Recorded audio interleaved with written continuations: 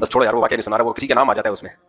ایک صاحب آئے, وہ تھی نا فنکارہ نہیں ہے رابعہ, ابے رابعہ بصری نہیں ہوئے یار, ایک جس بیچاری نے توبہ طائب کی تھی, رابعہ پیر زیادہ ہے یا کچھ, ابے نہیں, ایک ایکٹر ہے, ایکٹریس ہے, باہر ایک ایکٹریس ہے غالباً رابعہ, ایک نام کا ایک حصہ مجھے یاد ہے, اگلا اس کے ساتھ اگلا حصہ مجھے یاد نہیں. تو کوئی خوبصورت اداکارہ ہے. تو ایک دن کیا ہوا, میری ملاقات ہوئی تھی نا لاہور میں, اس نے مجھے شکریہ ادا کرنے کے لیے بلایا تھا کہ آپ نے میرے فیور میں بیان دیا تو اللہ نے مجھے توبہ کی توفیق دی.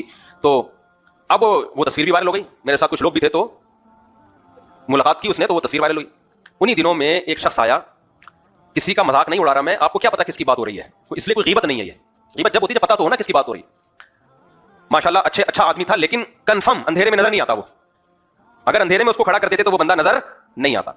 اب وہ ایڈمن کو, ہمارے عثمان کو تنگ کر رہے ہیں بار بار, مفتی صاحب سے ملنا ہے, بہت ضروری کام ہے, بہت ضروری کام ہے. ایک دفعہ دو دفعہ میں نے کہا, میرے یہ اسکیجول ہوتا ہے تو میں لوگوں کو کہتا ہوں کہ اگلی دفعہ میں کچھ جیسے ٹائم دیتا ہوں نا ملاقات کا, تو اتنے لوگ ہیں تو اگلی دفعہ میں, ایسے میں اس کو ٹالتا پھر میں نے کہا اس کو ٹائم دے دو یار.